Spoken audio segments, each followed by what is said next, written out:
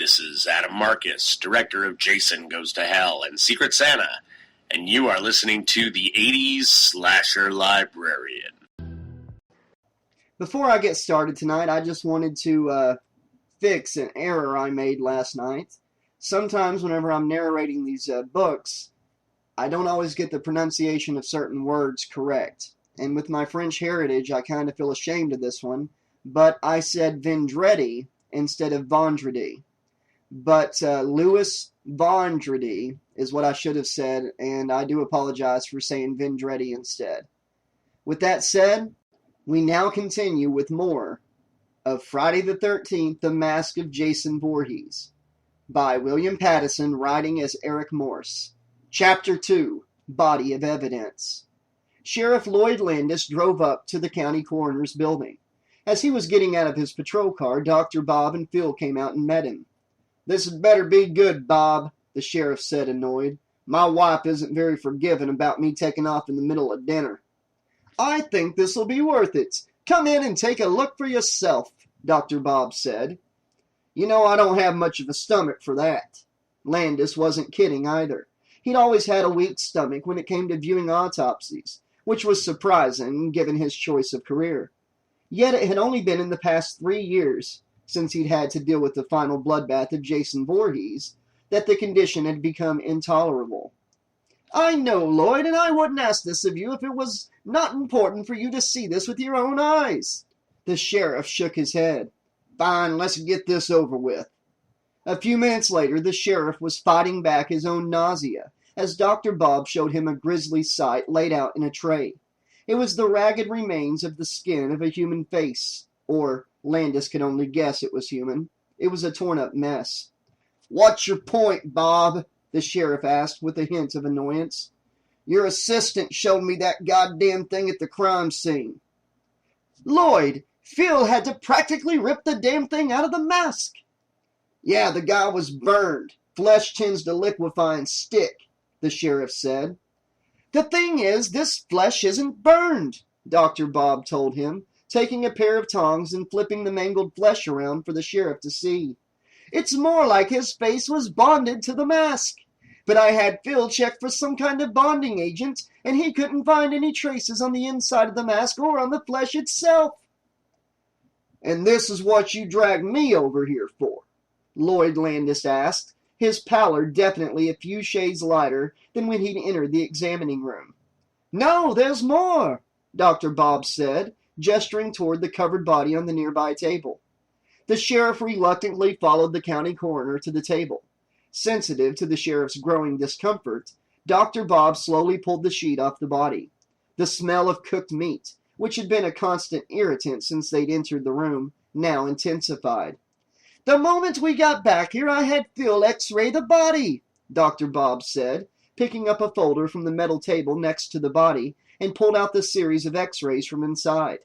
Taking it over to the light panel on the wall, he clipped the x-ray to the wall and beckoned to the sheriff to come over.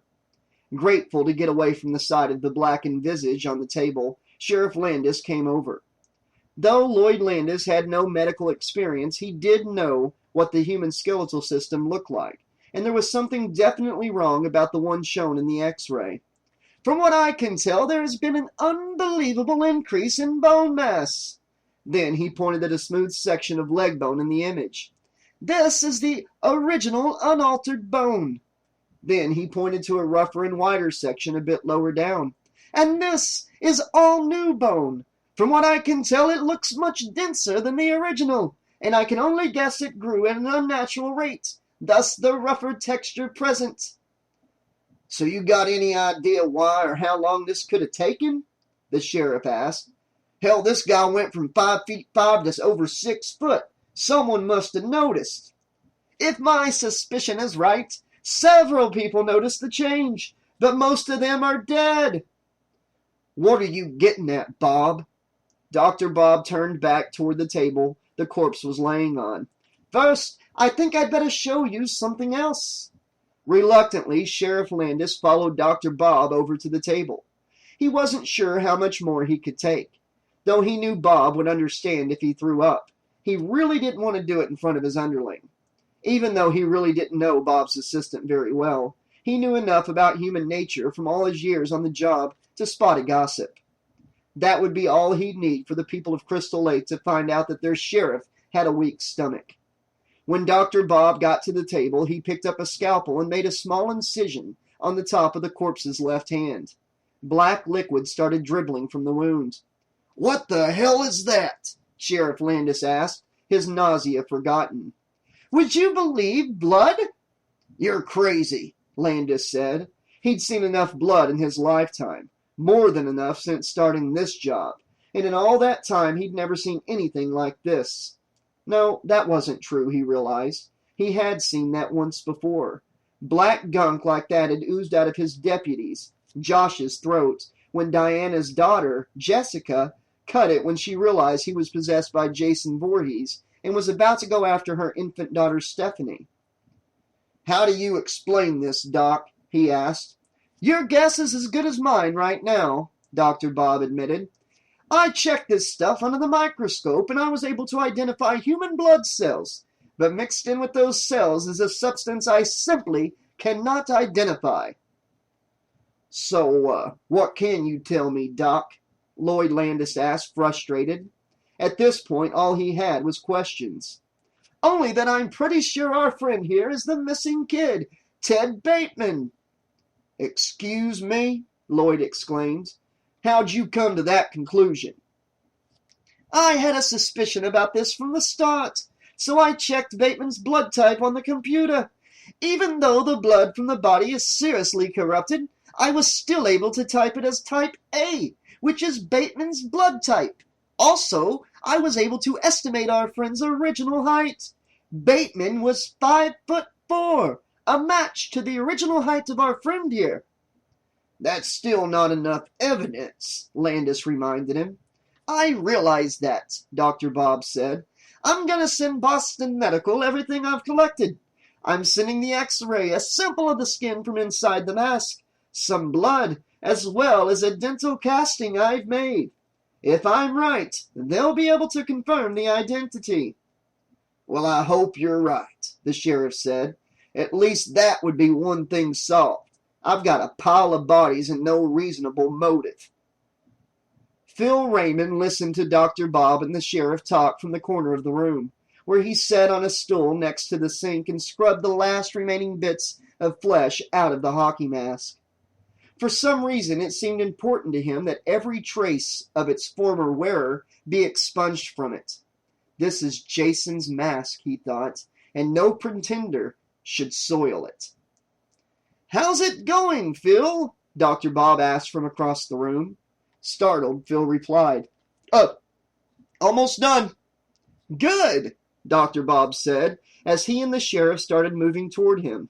"The sheriff wants to take it with him and store it with the other evidence." "No, we can't do that," Phil wanted to scream.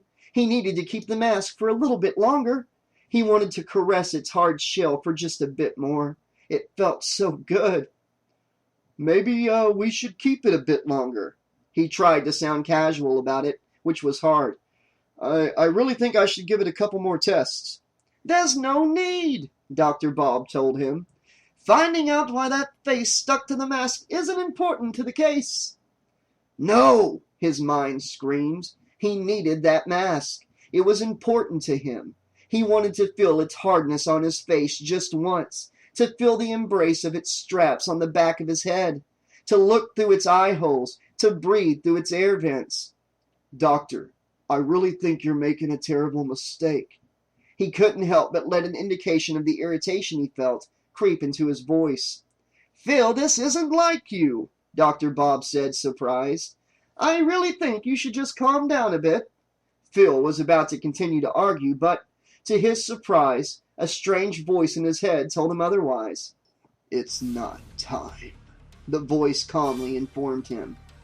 "Don't worry. When the time comes, the mask will be yours." I'm sorry, Dr. Bob," he lied in a calmer voice. "I guess I've just been working too hard, and I guess the celebrity of the mask got the better of me." "You're forgiven," Dr. Bob said. "It happens to the best of us." Then Dr. Bob told him to pack up the mask for the sheriff. Silently cursing as he worked, Phil slipped the mask back in its plastic bag. His mind was filled with rage at Dr. Bob and the sheriff. If he could have, at that moment, he would have grabbed the scalpel he'd been using to scrape out the mask and taken both of them out. But again, the voice in his head held him back. "The time will come later for that," it told him. "I promise you, when the time comes, their blood will flow." Phil had to hold back the smile that threatened to come to his lips. The image of Dr. Bob and the sheriff, hacked to pieces at his feet, filled his mind. It was beautiful to him. Soon they would know his power. Soon he wouldn't be in Dr. Bob's shadow. Soon all of Crystal Lake would say his name in cautious whispers. Philip Raymond. Yes, the voice told him. You will have all you desire and much, much more. You will have the gratitude of Jason Voorhees himself. But when the time is right. Phil absently nodded his head. Then, without an indication of the dark thoughts racing through his head, Phil turned to Dr. Bob and casually handed him the mask, now nicely bundled in plastic. "You okay, Phil?" Bob asked him, eyeing him critically. "You seem a bit out of sorts." "I told you I'm fine, Doc," he said with a reassuring smile. "You know me, good old reliable Phil." Then the thoughts of blood and death filled his mind again. "In time," the voice told him. "In time."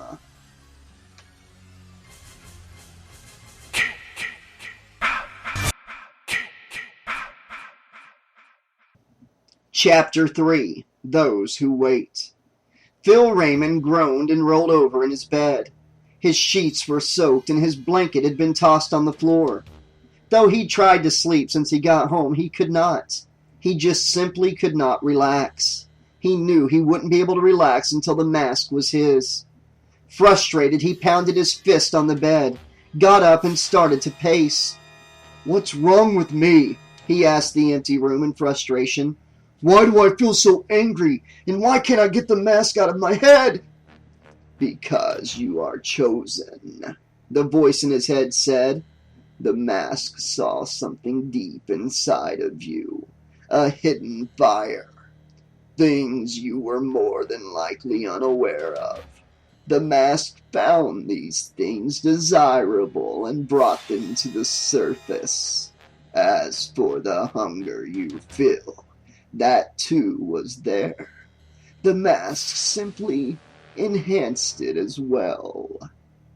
"So, this is all the mask's doing," Phil said, feeling both frustrated and intrigued at the same time. "Relax, my friend," the voice in his head said soothingly. "Soon the mask will be yours." "You relax," Phil said aloud. "I need the mask now. I can't stand to be without it." "Unfortunately, there is nothing to be done about that," the voice said sympathetically. "Events must run their course." "It might help if you gave me a clue about what all this is about." "I wish I could, but such information is on a need-to-know basis," the voice told him. "And at the moment, your enlightenment is not a priority." "So let me get this straight," Phil said. "I'm supposed to sit here and listen to a disembodied voice, which could be a simple manifestation of mental instability, and yet this voice does not even have to provide me with the minimal comfort of any explanations?" "That's essentially correct," the voice told him. "Then maybe you want to explain this," Phil said angrily. "Why shouldn't I just say fuck this and go to the sheriff's office and get the mask now?" "Because such actions would have grave repercussions," the voice said over calmly. "It appears it's time for you to learn a valuable lesson." At that moment, Phil felt an incredible pain jolt his chest. It felt like someone had hit him in the chest with a sledgehammer. He started to hyperventilate. He knew at any moment his heart would burst from the stress. "Please," he croaked. "I won't do a thing until you tell me, please." "Oh, I know you won't," the voice said menacingly. "Because if you do, the pain you just felt will be a mere pinprick in comparison to the exquisite agony I can put you through." "Fine, damn it," he said. "I just wish you knew how I feel." "Oh, but I do, my boy." The voice sounded distant. "I know the hunger that comes from the need for power. At one time I was so close to having everything I ever wanted. Eternal youth, wealth, women, everything. But in a moment of weakness, I lost it all." Phil could almost feel for the voice in his head, but he was still reeling from the voice's lesson. "But enough of all this wallowing," the voice said. "There is work to be done." "What work?" Phil seemed overly excited at the prospect. This was mostly because he figured anything that the voice deemed as work would most inevitably bring them closer to their goal, the mask. And if there was anything to speed things up, he was more than willing to help. "If we're to know when the time is right, we must observe the flow of events," the voice told him. "Therefore, my young friend, we have places to go and people to watch."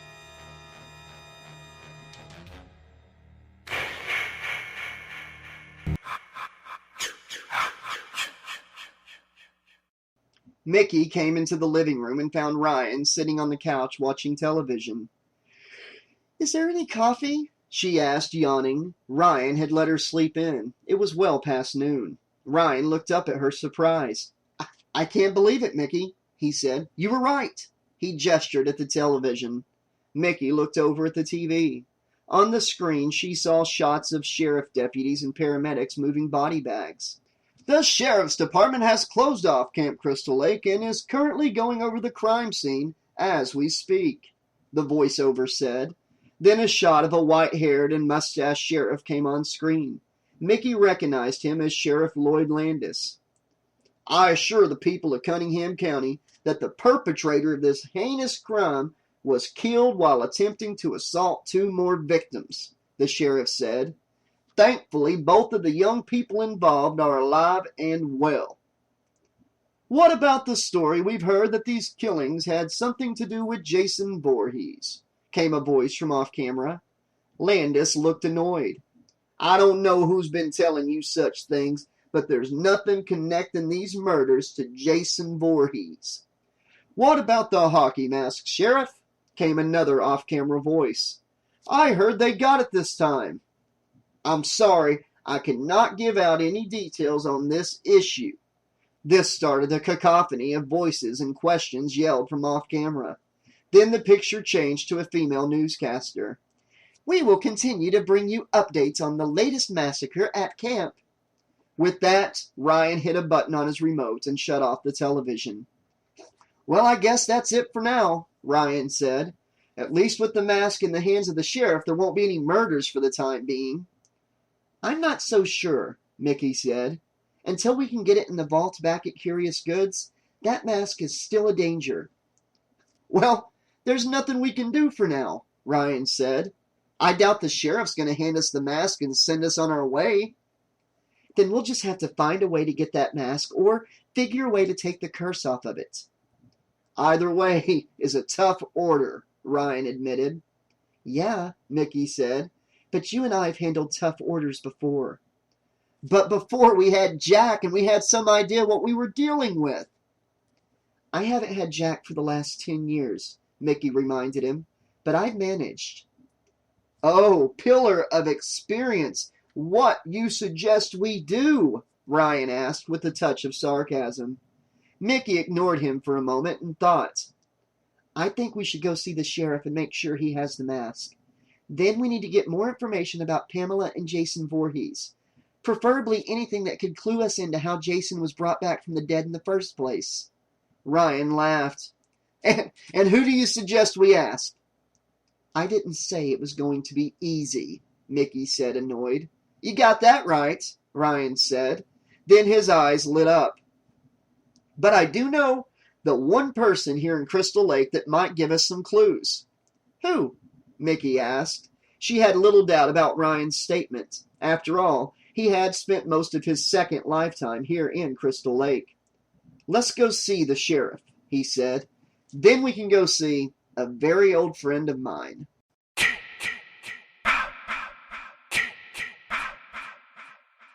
There was still a large crowd of reporters and camera people in front of the Cunningham County Sheriff's Office building when Micki and Ryan drove up to it in his Blue Ranger. Ryan had to park a couple of blocks away because of all the news vans. God, don't they give up? Micki said as she got out of the truck. Welcome to the quiet little town of Crystal Lake, Ryan said. As they approached the crowd, a woman toward the front pointed at them. From her excited movements, Micki could tell she recognized Ryan. It's Freeman! Stephen Freeman! The woman yelled. Then all hell broke loose. Before Micki and Ryan knew what hit them, the crowd of reporters came rushing at them and surrounded them.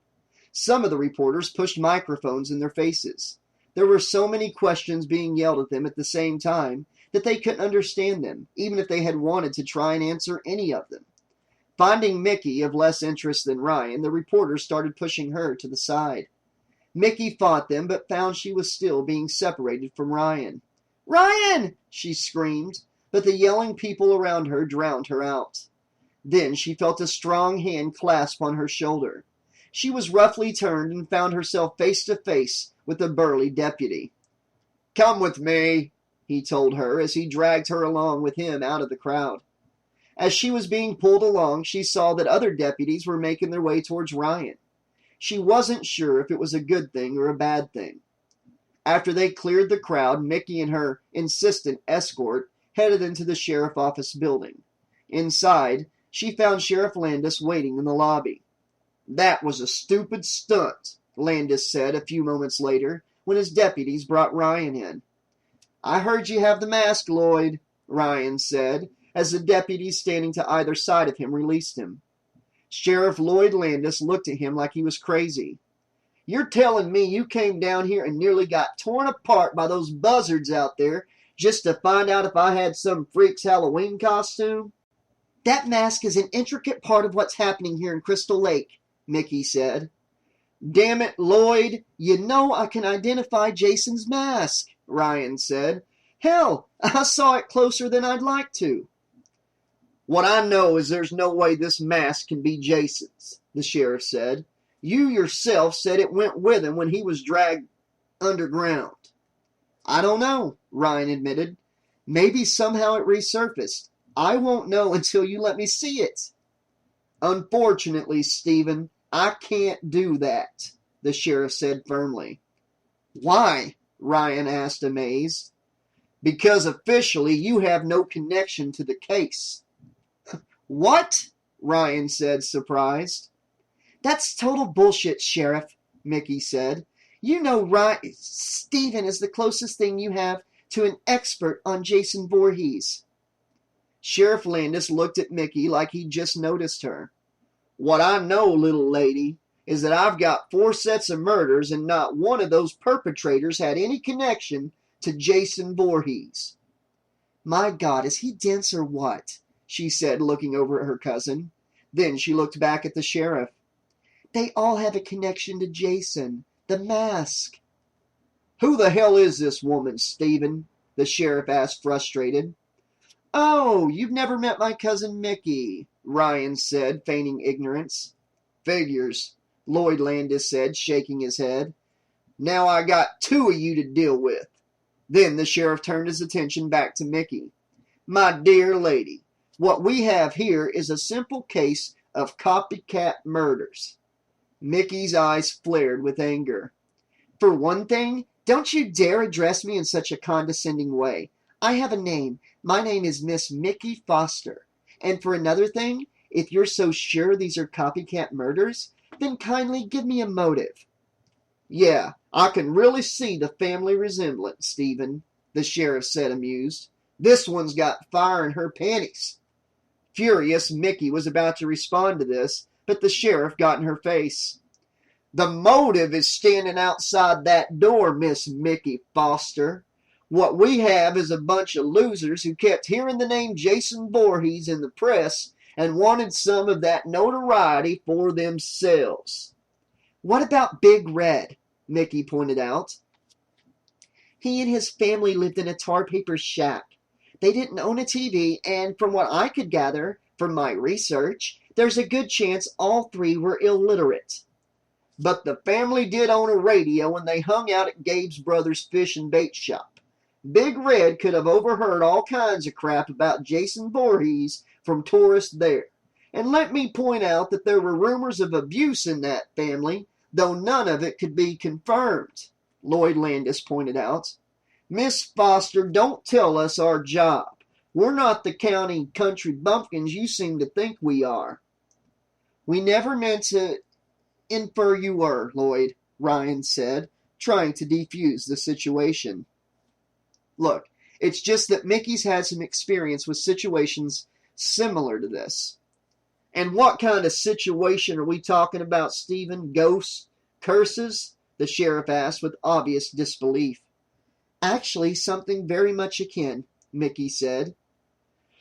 And you actually believe this, Stephen? The sheriff asked, surprised. I trust Micki, Ryan said. I'm sorry, Stephen, but I don't have the luxury of believing the amazing. He gave Ryan a frustrated look.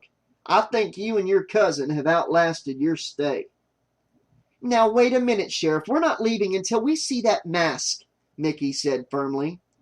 Would you rather I have two of my deputies put you out? The sheriff said. Then he called over his shoulder at the office. Buck! John! Two deputies came out of the office area and stood behind the sheriff.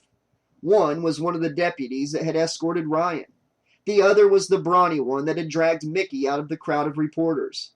Ryan put his hand on Micki's shoulder and turned her toward him. He could see she had a determined look on her face.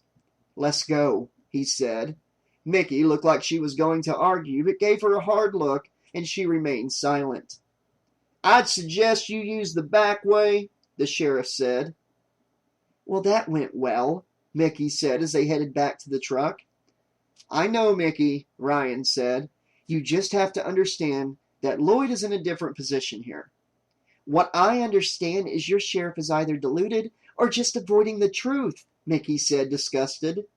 Why is it that people always have to be so difficult?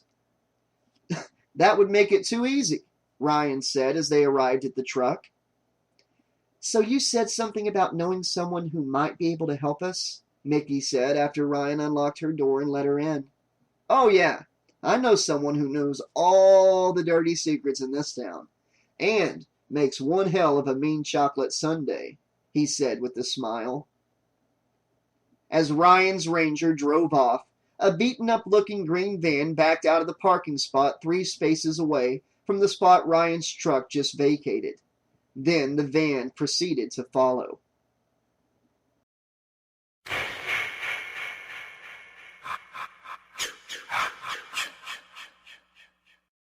Chapter 4 of Food, Drinks, and Info. He was such a nice boy, Betty, the waitress, said to Micki and Ryan. I remember Pamela used to bring little Jason for an egg and ham sandwich and one of my special berry sundaes. See, Micki, I told you all we had to do is come see Betty, Ryan said as he scooped another spoonful of French vanilla ice cream drenched in chocolate syrup. She knows anything about anyone here in Crystal Lake. It's just a shame what happened to that boy, Betty said absently. You know Jason killed my husband, Ralph. That was 5 years after that young counselor girl chopped Jason's mom's head clean off. Ralph tried to warn them. He told them they were doomed. They didn't listen. Ralph knew things. He knew about Jason, but they never listened. You said you knew Pamela Voorhees? Micki asked. Pamela Voorhees, Betty said absently. I knew Pamela Voorhees. She wasn't a very sociable woman, but she did love her son. You know they said Jason's father wasn't Pamela's husband. I heard a rumor that it was her stepbrother. They had a strange relationship. Yeah, people said they were a little too close, if you get my meaning. Incest? Micki asked, surprised. Not exactly, Betty said. As I said, he was her stepbrother. Pamela was adopted. Can you call that incest? I know it didn't look proper. Betty, can you remember Pamela's stepbrother's name? Ryan asked. Well, of course I can. Stephen Freeman. I know things, remember? Betty said, her kindly manner now tinted with annoyance. His name was, Lawrence. No, Larry. No, Louis. That's it. Louis, I think. Can you remember his last name? Micki asked. Her tone was urgent. Vanderfield. Damn, Betty said, flustered. He was even less sociable than Pamela. Don't worry about it, Betty. It's not important, Micki said. Stephen, I think we should get going. Ryan looked up at her, his mouth full. It took him a few moments to swallow. What, you got something? Not here, she cautioned. Back at the house. Okay, he said reluctantly. Then he gave Betty a warm smile. Another success, Betty. You've always had a good appetite, Stephen, though you've never gotten over being sloppy. Betty used the edge of her apron and wiped Ryan's lower lip. Micki watched this with visible amusement. Ryan looked at her embarrassed. As they got up and said their goodbyes to Betty, Micki told Ryan she'd meet him at the truck. Ryan headed to the cash register and paid the bill. On the way out, he caught sight of Phil Raymond sitting at the counter, absently stirring a cup of coffee. Hey, Phil, Ryan said casually. How's things? Phil gave him a startled glance and went back to his coffee without a word. This caught Ryan by surprise. Usually Phil would hit him with an amusing comment about how dead it was at work. Ryan was about to ask Phil what was wrong when a young woman came up to him and blocked his way. You Stephen Freeman? She asked. Yeah? He said suspiciously. She held out her hand. Hi, my name's Carol Martinez. Me and my friends over there. She indicated two young, grungy-looking guys sitting in the nearby booth. Are doing a documentary on your local legend, Jason Voorhees. Jason isn't a legend, Ryan corrected her. I saw Jason. That monster nearly killed me and my family. I know. That's why I want to interview you. I want to get your unique perspective. My perspective is I want to be left alone. That bastard cost me everything that matters to me. You want to talk about Jason Voorhees? There's lots of other people in this town that get off on that crap. But none of them faced Jason and survived. Yeah, because most of the people who face that asshole are either dead or permanently twisted by the experience, he told her. Get this straight. Stay away from me with that Jason crap, understood? We're willing to pay, she said. Ryan shook his head. Unbelievable. Then he pushed past her and headed out the door. So how'd it go, Chief? Asked Sean Carlyle, Carol Martinez's shaved-headed associate with a dark mustache and goatee. What an asshole, Carol replied angrily as she came up to the table and sat down. I was polite enough and he bitched me out, Sean. So the man didn't go for the money, did he, girly girl? Asked the white guy with the dreadlocks lounging across from Sean in an overdone Jamaican accent. Carol gave him an annoyed look. Will you please stop it with that shit, Jerry? I'm not in the mood. The name is Jamal, and what you on about, darlin'? He asked innocently, lifting his round-rimmed blue-tinted glasses, revealing bloodshot eyes beneath. Carol waved her hand at him dismissively and tried to calm herself. Damn it, Jerry, if it wasn't for the fact that you're such a good cameraman, I would have left you at home. Confession is good for the soul, darling. Why don't you tell me what the problem is? Well, besides the fact that you're a frickin' pothead, that damn Jamaican shit is really pissing me off. Damn it, Jerry, you're frickin' Irish, she reminded him in frustration. The closest you've ever been to Jamaica is Malibu Beach. Jamaica is the heart and soul, darling. Yeah, well, the least you could do is back off the weed while we're here. This isn't California. These people have no tolerance for potheads. I do my best work, darling, with the help of the smoke. Carol looked over at Sean for support. Sean looked back at her with an amused look. Don't look at me, he told her. She was about to say something, but the waitress came over carrying a tray of food. Who had the special? The heavy-built woman asked. Over here, Sean said. The waitress placed a plate with a sizable steak and 3 eggs in front of him. The chili fries are over here, darling, Jamal said enthusiastically. To Carol's disgust, the waitress set a 1/4-pound hamburger in front of her. What the hell is this? She asked. I ordered a garden burger.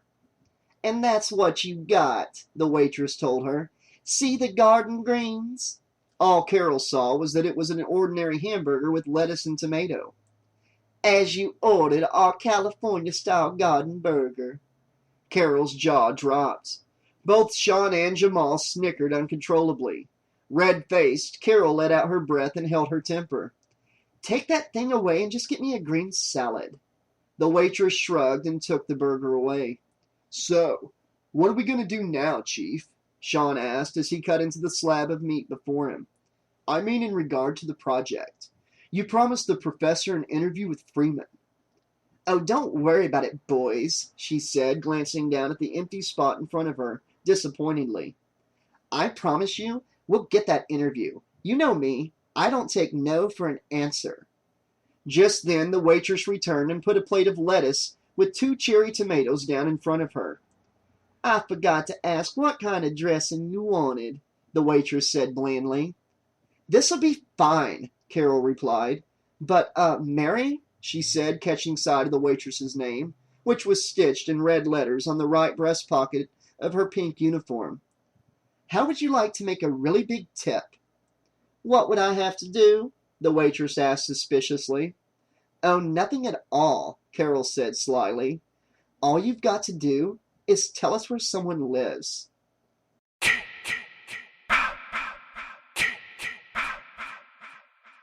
Come on, Micki, spill it, Ryan said as he drove down Main Street. Betty said something that's got you going. All I can tell you is I have a suspicion, Micki admitted. But if I'm right, the proof I need is at the Voorhees house. Proof of what? He asked. Possibly the truth about how Jason was able to return from the dead. Then what are we waiting for? Ryan said, turning the truck's steering wheel sharply to the left and making a U-turn. Then he drove out of town and headed onto the dirt road that would take them to the abandoned house that had once been the home of Jason Voorhees and his mother.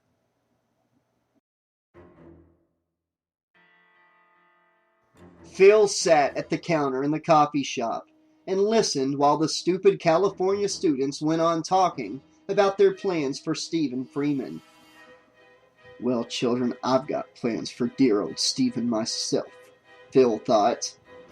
Given our dear Stephen's past association with Jason, I'll expect you to be very creative and slow when the time comes, the voice said. And I will expect no less for his lovely companion. Oh yes, Micki, you and Ryan have been a thorn in my side for far too long. The last part sounded to Phil like the voice was talking to itself. Questions started flooding Phil's mind, but he knew he dared not ask them, not after the lesson the voice had put him through earlier. Smart boy, the voice said, obviously reading his thoughts. All you need to know is that in the end, they will both meet their ends by your most capable hands.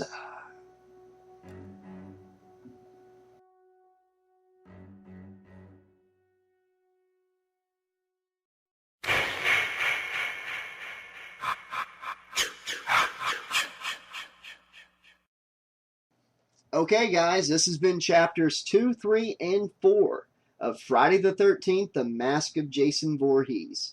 And I gotta say, I really do dig the way this book is tying together Jason Goes to Hell, the Crystal Lake series of books by Eric Morse, and Friday the 13th, the TV series.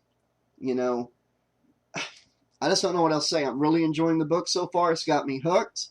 I can't wait to see where it goes. Every character that's been put into the story so far is interesting. They don't seem one-dimensional or anything like that. They're very fleshed out characters, and some of these are just supporting characters, don't even have a backstory yet. But I really dig the sheriff. I dig Dr. Bob. Phil, I guess, is going to be our mask wearer for this book. I can't wait to see how that turns out. But even Betty at the cafe, you know, I'm enjoying it all. And the college students that are making the documentary, whew, did they come at a bad time. So yeah, I'm really looking forward to seeing what happens next in this book. I'm enjoying it so far. I want to hear from you guys what you think so far and what you think of this book and the book series completely. And if you're excited about this one being the conclusion and how it ties everything together. Let me know in the comments section. And also, guys, I'd really appreciate it if you'd click that like button. Let me know you're enjoying these uploads. And if you haven't done so already, please subscribe and drop a comment, because I'm going to be doing a live stream next Wednesday or Thursday or Friday, one of those days. And all you have to do to enter a big 5K celebration drawing that will have 5 prizes and 5 winners, all you have to do is comment on a video between now and then, and you'll be entered into the drawing. Alright guys, I'll be back very soon with more of this amazing book. Until then, this has been your friendly neighborhood 80s slasher librarian saying, thanks for listening, and Betty was right. They should have listened to Ralph when he told them about Camp Blood, and he said, "It's got a death curse!"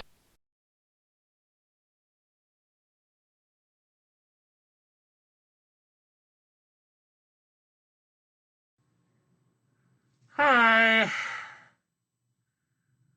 this is William Pattison, known to Friday the 13th fans as Eric Morse, and you are watching the 80s Slasher Librarian's narration of my book, The Mask of Jason Voorhees. Yeah. Enjoy.